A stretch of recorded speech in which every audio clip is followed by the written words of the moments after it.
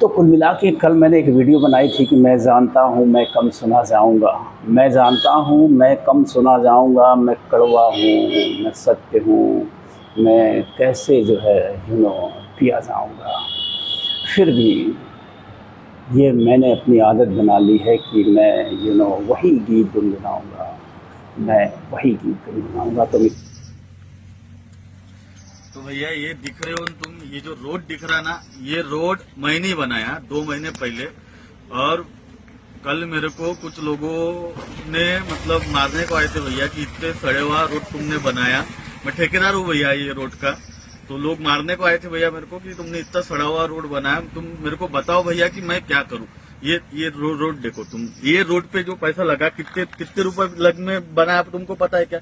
20% में रोड बनाया भैया मैंने, 20% में। हाँ, 20% पैसे में खाली रोड बनाया मैंने। तुमको लगता कि भैया ठेकेदार की पूरी गलती है, ठेकेदार पैसे खा रहा है, ठेकेदार सड़ा हुआ माल। मेरे को एक बात बताओ भैया, डेप्यूटी इंजीनियर के 5% देना पड़ता, एग्जीक्यूटिव इंजीनियर के 5% देना पड़ता, जूनियर इंजीनियर के 5% देना पड़ता कमीशन के तौर पे। हाँ, आमदार 5% अलग से लेके जाता है।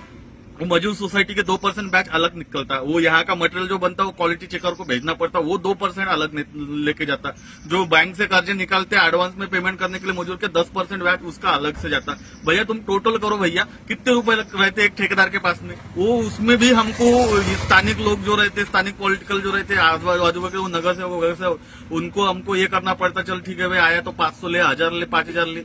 उसमें भी हम मेहनत करते भैया। देखो बारिश आ गई, पूरा रोड उकड़ गया, हमारी क्या गलती है भैया तुम बताओ ना। हमारे पास में पैसे बचेंगे अच्छे खासे तो बनाएंगे ना भैया, हमारे पास में बचे नहीं, हम कैसे बनाएंगे भैया रोड को। मित्रों को मिला के कहने का तात्पर्य ये है कि हमारा ही धन लूटा जा रहा है, चारों तरफ कमीशन खोरी, एक प्रधान से लेके प्रधानमंत्री तक।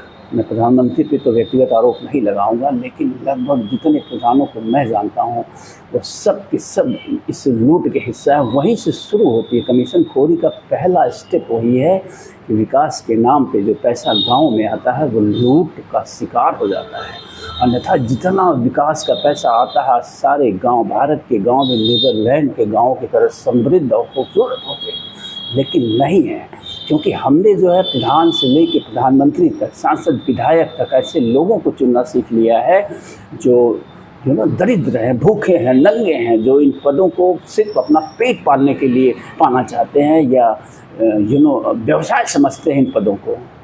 तो ज़रूरत है कि हमें अपने लोकतांत्रिक ढांचा जो है उसे अमूलचूल बदलाव की ज़रूरत है। और वो बदलाव हमारे हाथ में है, आम पब्लिक के हाथ में है। जो आप लूटने वाली पब्लिक है उसके हाथ में है, लेकिन दुर्भाग्य से पब्लिक जागरूक नहीं है। अभी हाल ही में एक आंदोलन हुआ था जो SC ST आरक्षण है, जाति आरक्षण है, उस पर क्रीमी लेयर की बात सुप्रीम कोर्ट ने करी थी। और उसका कहना था कि इसमें से क्रीमी लेयर को हटा दिया जाना चाहिए। यानी जो आरक्षण पा चुके हैं, जो उन्नत हो चुके हैं, जो आगे बढ़ चुके हैं, उन्हें फिर आरक्षण की क्या ज़रूरत। इस पर दलितों का एक आंदोलन था, पढ़े लिखे दलितों का, जो लाभान्वित हो चुके हैं, जो सांसद हैं, विधायक हैं, मंत्री हैं, संतरी हैं, उन्होंने दलितों को ही भरमा दिया।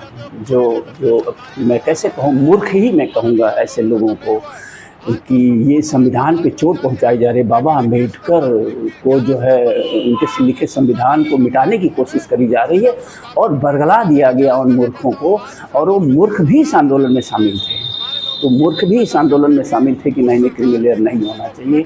उन्हें नहीं पता था कि सुप्रीम कोर्ट ने क्रीमी लेयर जो हटाने की बात करी थी, जो उनके अंदर जो है डिवीज़न की बात करी थी जाति में, जो जातियां लाभान्वित हो चुकी हैं उन्हें एक तरफ किया जाए, जो जातियां लाभान्वित नहीं है उन्हें लाभ दिया जाए। अब तो ये उनके हित की बात थी, फिर भी वो मूर्ख सड़कों पे आए, इसके लिए आंदोलन किए। और आपने अपने प्रधानमंत्री को देखा होगा, बड़े सीना ठोक के उन्होंने कहा कि मैं किसी भी हाल में क्रीमी लेयर नहीं लागू होने दूंगा, किसी भी हालत में ये क्रीमी लेयर नहीं लागू होना। क्योंकि वो जानते हैं कि उन्हें सत्ता में बने रहने के लिए सांसदों, विधायकों की ज़रूरत है, अधिकारियों, कर्मचारियों की ज़रूरत है उस दलित वर्ग से।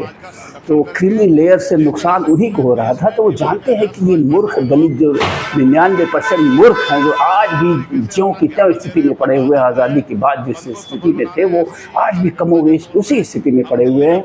उनको ये जो पढ़े लिखे दलित हैं, जो लाभान्वित हो चुके हैं, जो क्रीमी लेयर हैं, वो बरगला लेंगे और बरगला लिया उन्होंने। तो ऐसी स्थिति हमारी हो गई है। ऐसी स्थिति से हमें निकलना होगा, हमें वोट देना सीखना होगा, हमें अपना प्रधान बदलना होगा, अपना विधायक बदलना होगा, अपना सांसद बदलना होगा।